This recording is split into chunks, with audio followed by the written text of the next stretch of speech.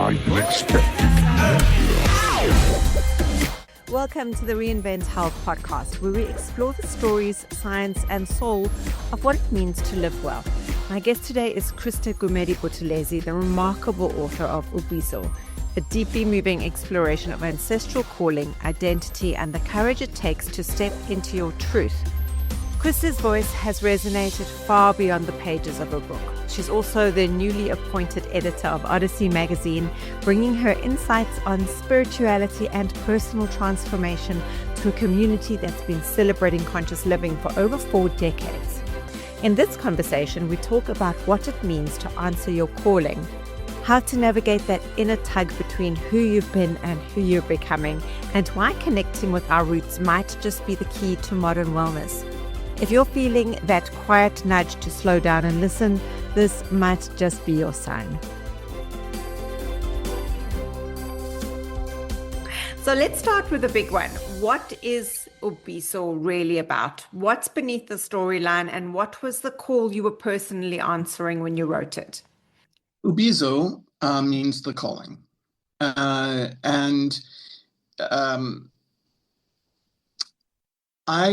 I grew up, obviously, in the United States. The joke now is that I landed on the northeast coast of the wrong continent, the wrong country. But I have all my life wanted to be in South Africa.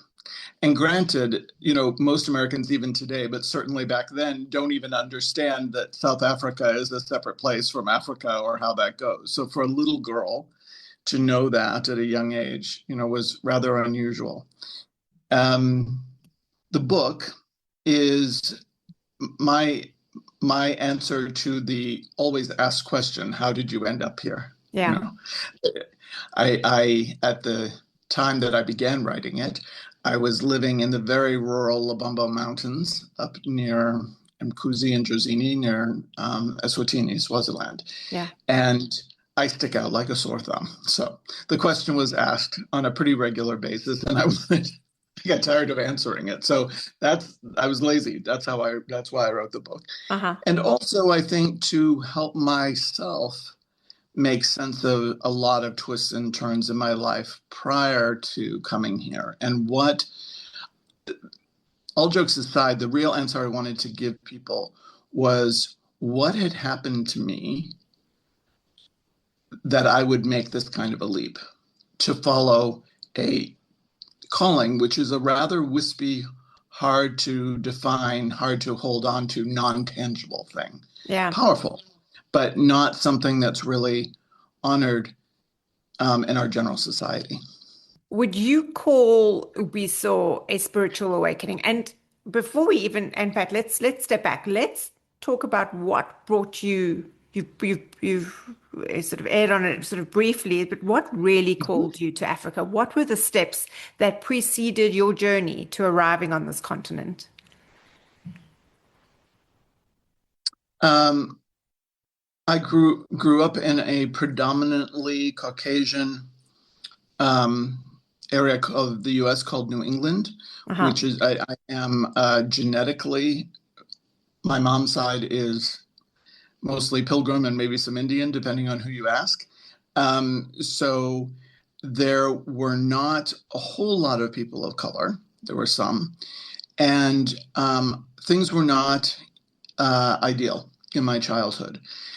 Whenever I saw someone at the grocery store, whatever, with darker skin, I would literally run up and hug them around the knees, which appalled my very fear-based, very,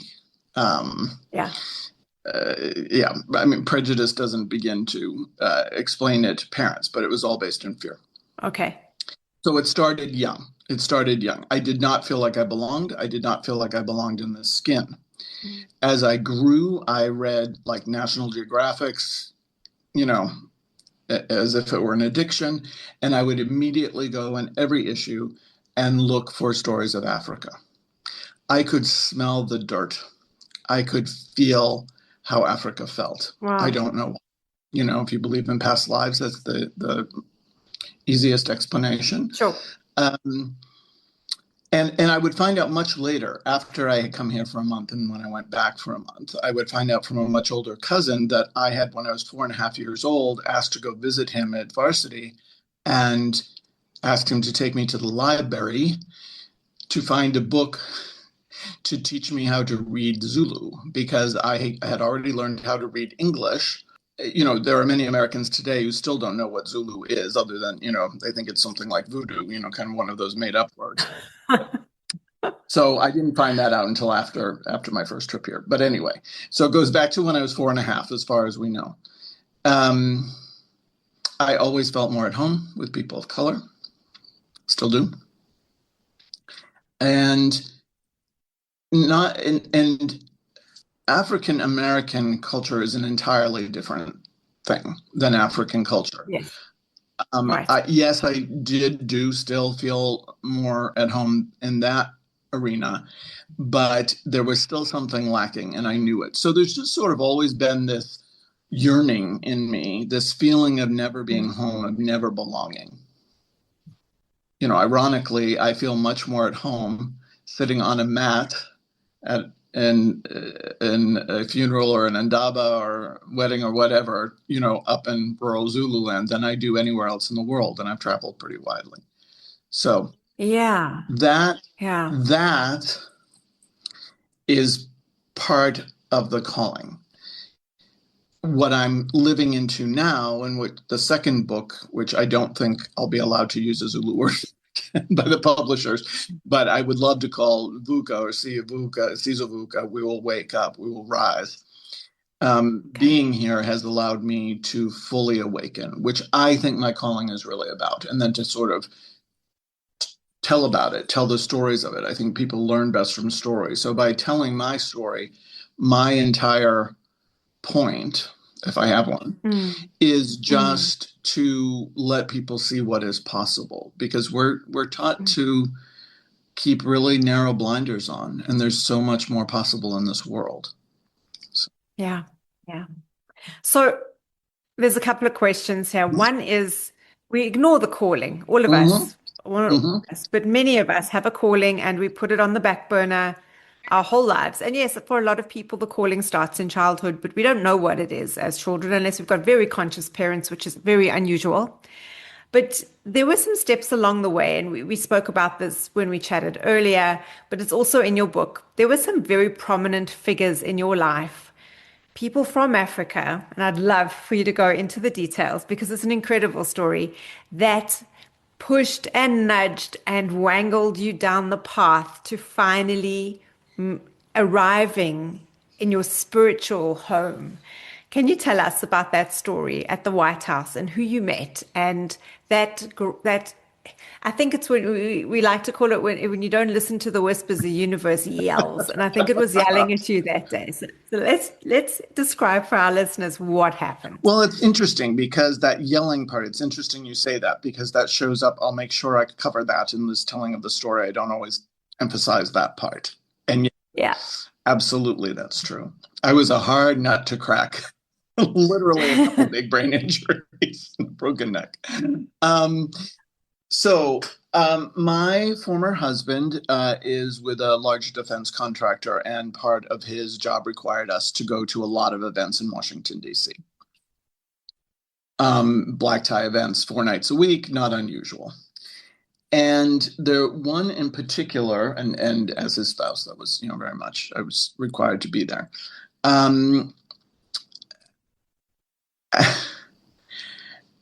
One of them that I enjoyed very much is there's a concert for the president yearly. It is held in June, and they televise it on 4th of July, on Independence Day. Right. It's a long weekend event, so there is all day Saturday. I'm trying to remember if there was something Friday night. I don't think so. All day Saturday, there's a rehearsal for the stars. You go behind the Senate, public areas and meet. I spent Saturday night talking to Dick Van Dyke, who was a childhood just icon for me and sort of what I modeled what a father should be on. It should be on his Dick Van Dyke show. So that was really exciting. And this happens to me. People all think that they know me. I've got one of those faces people think of familiar, and I do have a tendency to meet famous people.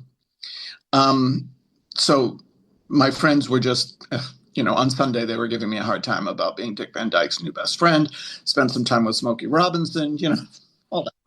Wow. As one does. Robin Robinson. As one does. Too, as one does. And there are many, many for this concert. There are different celebrities every year. So there's a big thing at the White House, a ceremony. It was President Obama and Michelle Obama. And then afterwards, in the White House, downstairs, there's a very large, wide passage. And on either side, there's a very big reception room, and then the ladies' toilets on the right. And on the men's side, there's another big lounge in the men's room. So we were in this large hallway gathered. We were about to go to Ford's Theater for the concert. And a friend came up, a coworker of my husband's came up to me and said, well, I'm not Dick Van Dyke's new best friend, but guess who I just met? I said, I don't know. Who? And he said, Archbishop Desmond Tutu. Now, he knew in that circle I was considered a raging liberal. And so he knew that Tutu was, someone I admired. And I said, where? And he said, in the men's room. And I was like, and I'm in a black tie, whole long dress and the hair and the makeup, all that kind of thing. And well, I'll go in a men's room at a football game or a concert. I didn't think that was going to go over well that day. So he said, no, come. He's in the lounge outside. So we went into the lounge on the men's side, and there's an area. There was a photographer snapping pictures of Desmond Tutu with people. And I noticed that everyone wanted just a picture taken with him, that they weren't talking to him. And I thought to myself, well, I'd much rather have a conversation with him. I like conversations. So I kind of leaned against this wall in this little alcove, and my eyes were kind of blurry. I was tired. It was a long weekend, and I was just sort of observing. And you know how when someone approaches you, even if you're not focused, you feel it. I could feel him coming towards me. And I looked up, and he's walking towards me, and there's a wall behind me. There's no, he can't be going anywhere else. And he came up to me, and he held my hands in front of him and said, my dear friend, it is so good to see you again. And I said, it's nice to see you too. What else can you say? And he said, how funny we should meet here in this White House. And, how are you? And what is the name they call you by this time? Those are his exact words. Oh. And I said, Christa. Christa, what a perfect name for you. It's one who brings light. And, the last time we were together, I was not able to bless you. Is it all right if I bless you today here in this White House? And I said, sure.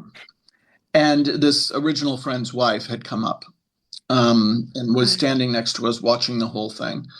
And I tried to introduce him, and he said, we must do the blessing now.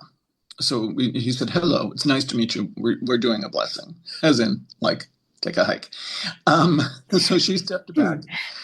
I don't remember anything he said. She told people that she thought a lot of it was in African. I do remember he used to wear those purple shirts with that wonderful weave. Yes. And I remember that almost vibrating. I remember how it felt. I'll never forget. And then it was over. And he said, well, when are you coming to, you have not been yet to South Africa, have you? And I said, no. I've tried. And he said, well, when are you coming? And I said, I've tried. I got cancer one time. So this is your point about, I got cancer one time and couldn't come. And I can't remember. I had to have some sort of major surgery. And, and he said, well, you will come because now the time is right. It is time for you to come home. And when you come, if Mrs. Tutu and I are in Cape Town, then you will come and have dinner with us. And if not, I do want you to meet my friend Michael. You two are pods in a pea. I will never forget. He said pods in a pea. Pods in a pea. Pods in a pea. And I said, all right. And so we must have a photograph. And you've seen in the book, there's the photo of the two of us. And that was that. The rest of the evening and the concert, I met Maya Angelou that night, and I was sitting next to, a very prominent Washington wife, the whole, it was quite all of that. But he would turn around and he would wink at me and smile in this Ford's Theater, and he would point like at me, not at those celebrity people I was sitting next to. It was very, very funny. And then I didn't see him again until I came to South Africa a few years later. And he recognized me. Even he was just gotten out of hospital. It was his first service that he did on a Friday at St. George's. And I was sitting next to, he was in his throne, and I was sitting on the ground next to him, and he looked down and he said, "You came home. You did it." And he told me he was decrepit because he didn't remember my name. And I reminded him, and I said, "Baba, you're not decrepit. You've lived such a life. You've done so much." And he told me and my friend that he would not be with us much longer. He did live a few years longer, and that it was time for us to carry it forward. The name of my coaching business in the US was Carry It Forward. Okay, just way too much going on there. It's almost ridiculous. Yeah. And then you can't ignore that. I mean, what were your next steps? No, you cannot. That you cannot ignore. This you cannot ignore. No. Look, I lived a very good life. My ex-husband was an excellent provider in that sense. Yeah. We lived inside the Beltway in a beautiful home. I had the big diamond ring, the Mercedes, everything that I was told would make me happy, and I wasn't. And it's not often the case. Yeah, I had also been sick a lot, and not just not happy, but like really not well. Yeah. Yeah. On any front. So I started to dream. I started to have this series of dreams about, it's almost time. It's getting to be time. It's time. So as he said, I would know when it was time, and I literally had dreams about it. Guides and ancestors and things. And so there were sort of steps that were set out for me. It wasn't just, okay, you have to move to South Africa. How are you going to do it? There were certain steps that were set out. I had to deal with, the fact that my marriage was not thriving or anything close to it, that I had done everything I could. I had to, my daughter at that time was just getting ready to go to varsity. So, make sure she was settled and all of that. There were just a series of steps, but this time I listened and I responded at the utmost of my ability at that time. And, 2.5, 3 years went by really fast. I came here for a month and then went back for a month and came here back and stayed. The question that comes to mind at the moment is, was your childhood particularly religious or spiritual? Both. Intentionally religious. I grew up in the Lutheran Church. I switched to Presbyterian when I was an adult. I'm actually an ordained elder in the Presbyterian Church, and I was about to become an interdenominational minister before I came here. I was about to enter a program. So, yes. However, my father who was raised Catholic, did not go to church and had a lot of trouble with church politics and things. So I had kind of a different point of view at home. Also, things at home did not at all match what I was taught in church or how my family was expected to act in church.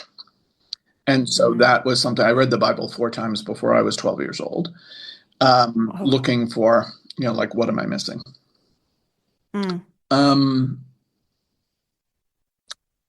There was neglect and abuse on every level, and 2 very lost people in the parental positions. I don't blame them, but it was quite a interesting setup, and it did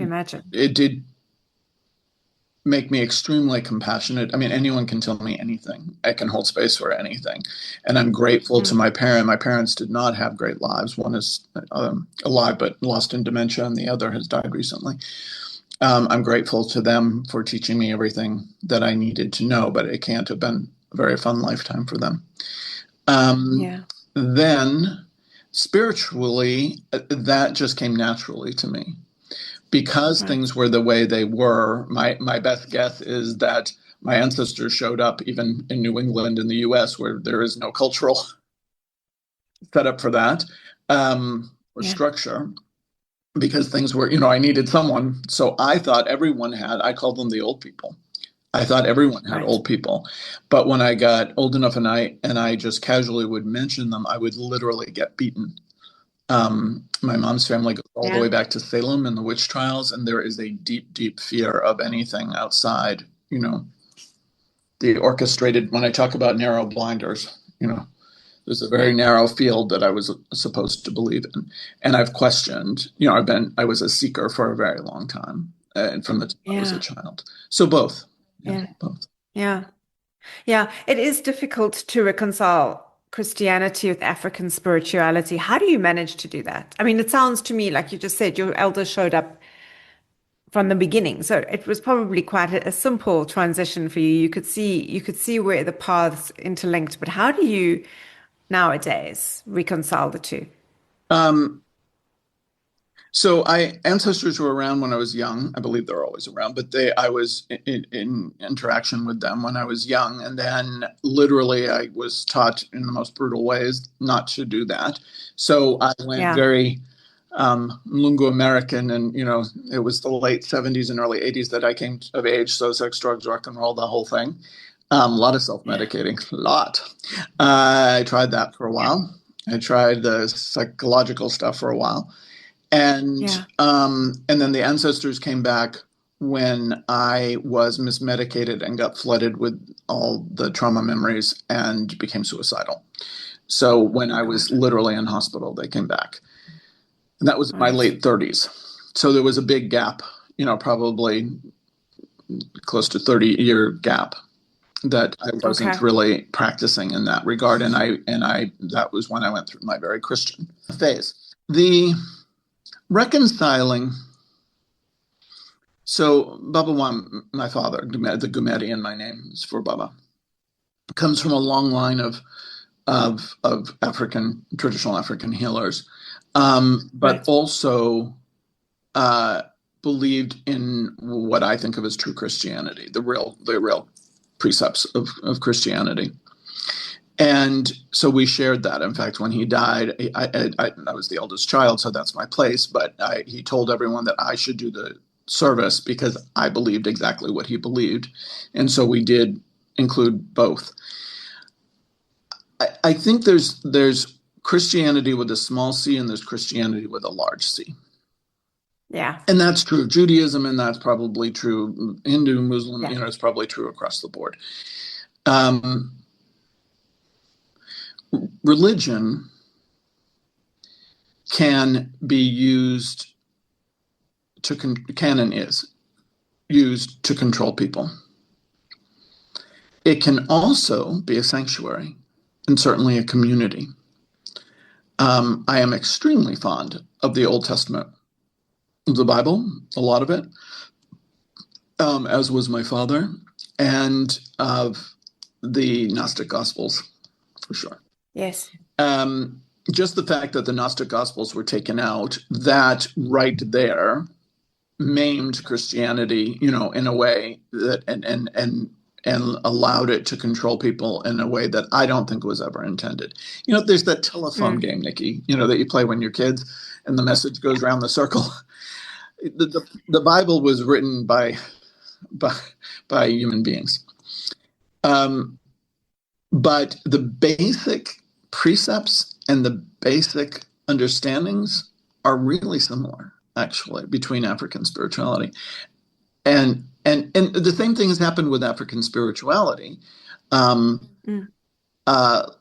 Initially, probably by colonization, but it's been carried forth by Black African people as well. In my work that I do with ancestors, with people, the ancestors often weep because they believed that converting their families to Christianity, and more importantly, I don't have trouble with that. It's the renouncing the traditional ways that I have trouble with. Well, it's not. It doesn't matter if I have trouble. That has caused problems. They, in giving that up, they gave up something that I believe all human beings need, is that tie to those who have come before us, those whose shoulders we rise from. And I think that's just a basic human need, just like I think looking at the moon more often than not is a basic human need, to know that we're not alone. So much suffering in this world has to do with belonging, or feeling that you don't belong. That certainly was a lot of suffering for me. And these are ancient ways, and you can go to any indigenous culture and find the same precepts in them. And to have lost them is also a form of control. Anything can be used, for good or for evil, for shadow or for light. So long answer, but I think it's well worth pointing out that it's much simpler than most people make it. Most things in life we do overcomplicate, unfortunately. So you had the calling to follow the path less followed, for want of a better description. And then you had a calling to write a book. And that is an exercise in vulnerability. It can be risky, especially when you're naming names and you're talking about your past, and you are, you're not going to change the names to preserve the ego of those who might feel slighted. And I know, because I've written books myself. What did you have to confront in order to bring Ubizo to life? I keep swearing that I'm never going to write another memoir. I'm going to write fiction. I have all these fiction book ideas that I keep writing down, but this is what I'm called. There's what I'm comfortable with, and then there's what I'm called to do. And those are two very different things. And I'm writing a second book now about. I knew when I finished Ubizo and kind of tied it up with a bow, I knew that bow wasn't really, but that's where it needed to lead for there. It's not easy. I did change some names. The writer Annie Lamott, I'm going to kind of butcher the quote, but basically she has said that your story is yours to tell. If people didn't want you to write about them badly, then they should have treated you better. And exactly what I would say. I had that on a sticky note on my computer, the whole time I was writing, particularly the childhood stuff. Now my parents are, I feel at peace with their, on a soul level. One is caught in an in-between world and one is gone.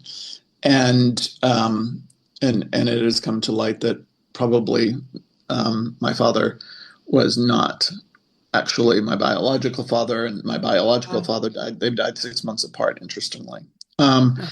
So it felt like an okay time. I started writing the childhood part a long time ago, more as catharsis for me. And that's the thing about memoir you have to be really careful about, I think, is you have to write it from a place of equanimity and of balance and where you are. You can write it at any point, and it is very cathartic, and it's a very, very good thing. I think writing is an excellent practice for clearing things and for self-discovery. But it's not easy. I'm a Libra rising. Like, fairness is really, really important to me.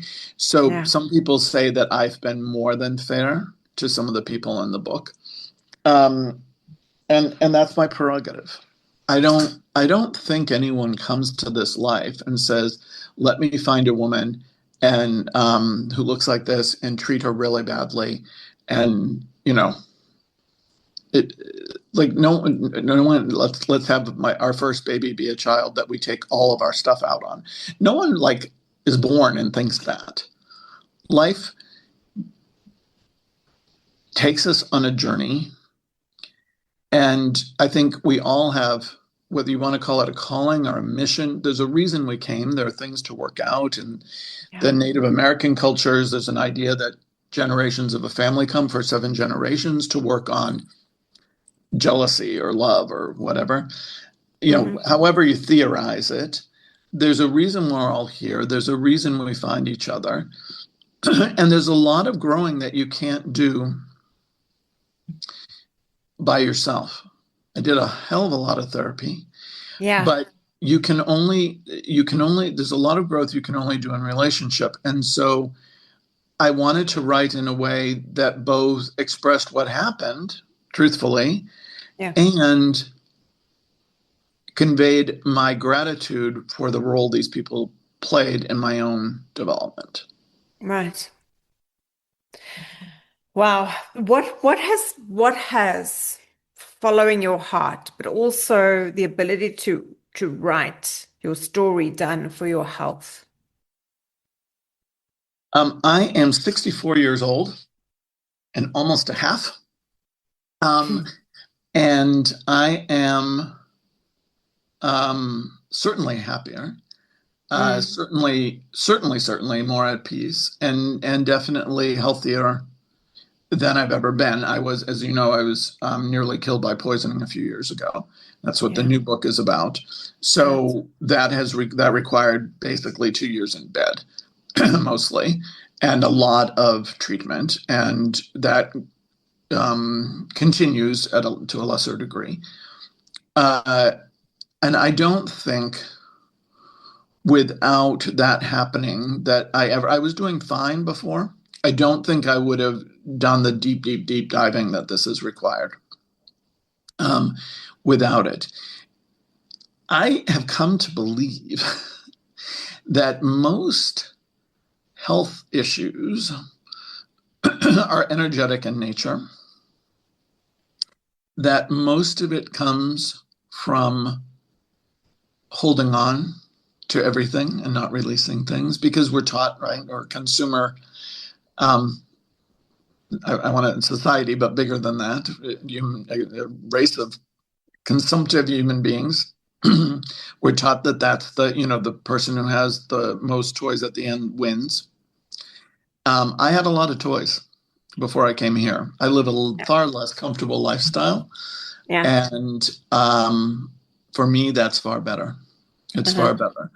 I've let go of a lot, and the more I let go, the healthier I am.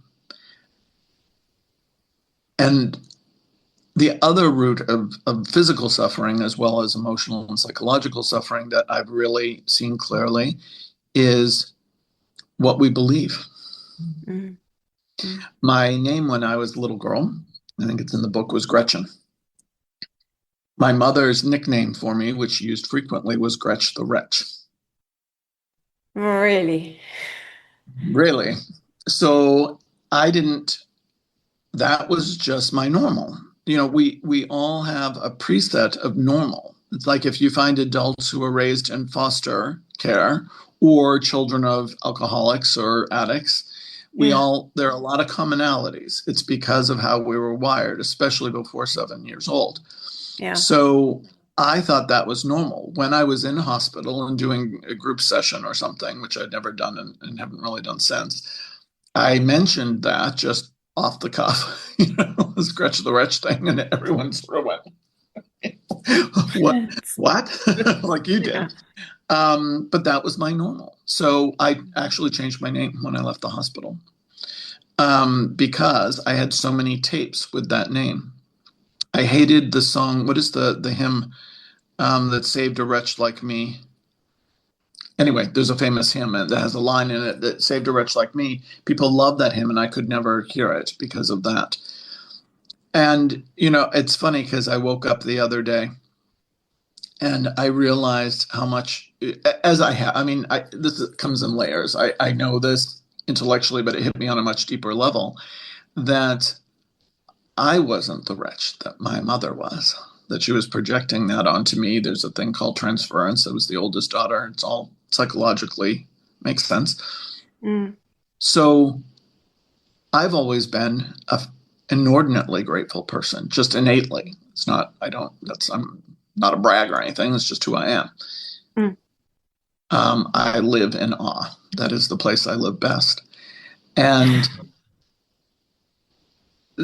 so I first realized at 37, I'm 64. That's just one example of how things hold on to us. People believe I'm not an artist. It can be that simple kind of thing. We're all creative. We all need to be creative. That's how we experience consciousness. Yeah. There are so many examples I could give you, but that's two. A question I get asked a lot, I'm sure you do as well, is what does it take to change? And in your case, extreme suffering and illness, car accident. I mean, you described a tire blowing out, cancer, poisoning. I mean, from my own journey, nothing nearly as extreme as yours, but it does take some kind of pain and suffering before we pay attention. Do you think this is an unavoidable rite of passage for the human condition, that we have to feel the pain before we start looking for other ways to live? I hope not. But, good answer. But that is, I would like to believe that it's not necessary, but it is normal. It is normal. As I said, I was a very tough nut to crack. So that tire blowing thing, I was on the N2 coming home from Durban.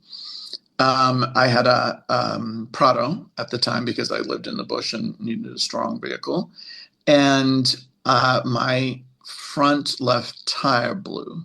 And I lost control. Yeah. And it was nighttime on the very rural part of the N2. So very, very dark, no moon. I spun and I spun and I spun. I finally got control of the steering wheel, and I looked up and I was about to run into the side of an 18-wheeler truck. And in my headlights. And I prayed in isiZulu, interestingly. It just came out. And I picked up my feet. I do remember that. I remember my body going into kind of, fetal position and my feet being picked up. And there was a lot of sound and everything got very slow-mo. And I landed in between two of the biggest trees along the N2. Most of the trees in the N2 wouldn't do you any damage. We would find out later my tire tracks looked like I was going to go into this massive tree. This has been between Shushui and Mkuzi. But I went next to it instead, between two. And the driver, was Zulu and came to me and, woza, get out.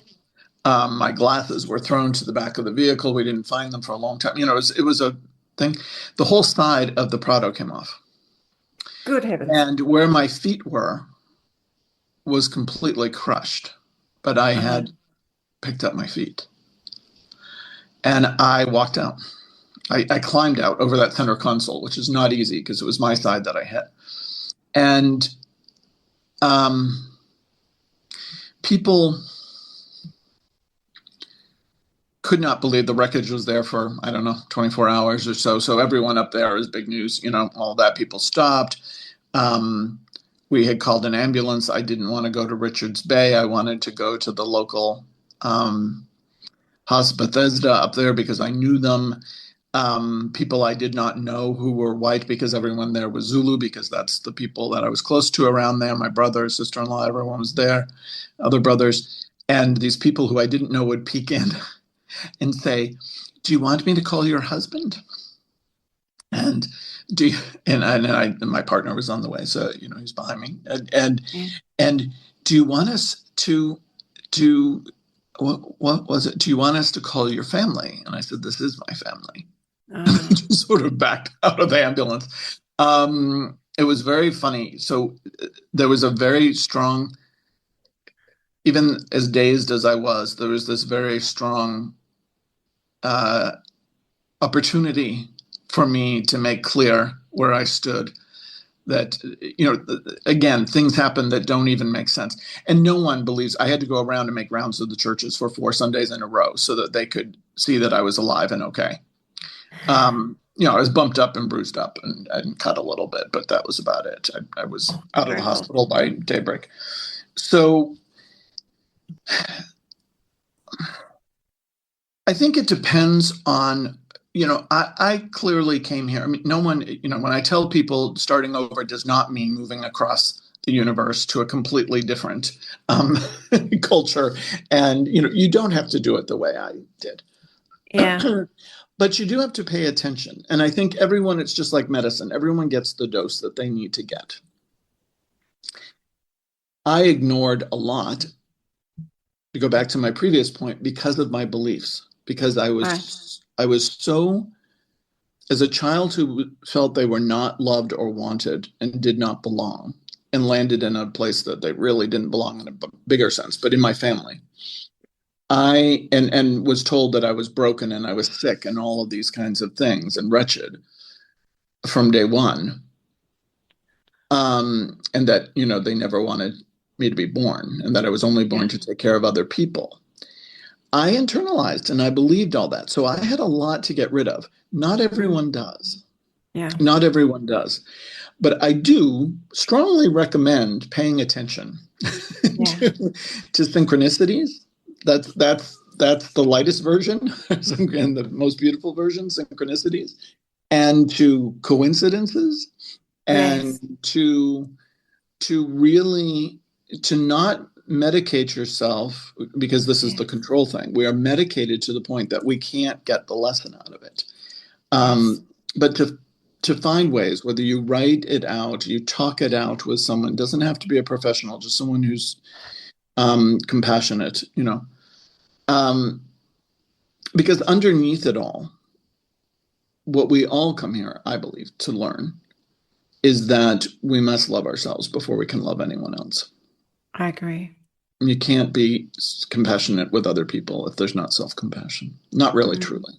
We put on a good show of it. And it just depends on how fast you learn that lesson. It's not punitive. Yeah. It's what's needed. And I think what you signed up for, I think this being human on planet Earth is in the, if we're looking at it as a game or something, in the universe, is probably considered an extreme sport. And only, just to be here in any way is quite an act of courage. It really is. It's like you can either put on Retin-A on your skin or you can go and have your face redone completely. This is beyond having your face redone completely. Yeah. Or on the other end is you can eat really well, and so your face, your skin's good. This is extreme. And this is knowing that you chose it and taking that self-responsibility. I don't know if it's true or not. This is just the story that, comes to me. We all have different ways of trying to explain this. But if you take that self-responsibility and you understand that you chose it and you can look at it as a hell of a ride versus a trial to be born over and over, it's a lot more fun. The reframe is really powerful. Really powerful. Yeah. So I believe everyone listening to this episode is listening for a reason. Something in them drove them to play this podcast today. What could you gift every listener? One question to ask themselves to help them get closer to their own truth. What would it be? If you are here, you were meant to be here and you belong. Love that. Love that. Christa, where can people find your book? They can find, it's Ubizo, Ubizo, A Story of Coming Home. It is in South Africa, available through Takealot. And through my website, which is christagumedebuthelezi.com. I have a version on Kindle, so you can definitely get it on Kindle. And across the world, it's available through Amazon. You should also be able to order it abroad through independent bookstores. There's an outlet for that, but in South Africa, that doesn't seem to be true. Okay. Yeah, I can highly recommend getting a hold of a copy of your book. I think we chatted last week and I'm almost done reading it. It's not, I wouldn't say it's an easy read. It's a challenging read, but it reads easily, if that makes sense. It's almost unputdownable. So for anybody on a journey who has felt the glimmer of a calling and who feels like they need to find their tribe, this is a really good place to start, and start now because the second book is coming as well. When is the next book coming through? I think there's a chance that it will be out by the end of 2026. I think there's a strong. Yeah. Brilliant. Yeah, Brilliant. Sometimes later 2026. Right. And we'll be doing it. We haven't really been talking about this, but we'll do breaking news for you. I am currently now the editor and curator for Odyssey Magazine, and we have started Odyssey Books Press. So it will be coming out through Odyssey Books. I'm happy to say. Amazing. Christa, thank you so much for sharing your journey today. I can't wait to get this out and see what the response is. I think it's going to resonate for many, many people. So thank you for being brave enough, again, to share your wisdom and your story with us. Thanks, Nikki. I am, thank you for what you do and what you bring to the world. I'm happy to be part of it. Thank you for joining us today on the Reinvent Health podcast. If this episode resonated with you, take a moment to share it with someone who's searching for meaning or maybe struggling to hear their own inner voice. Don't forget to subscribe wherever you listen to your podcasts. And until next time, stay curious, stay grounded, and keep reinventing what wellness means for you.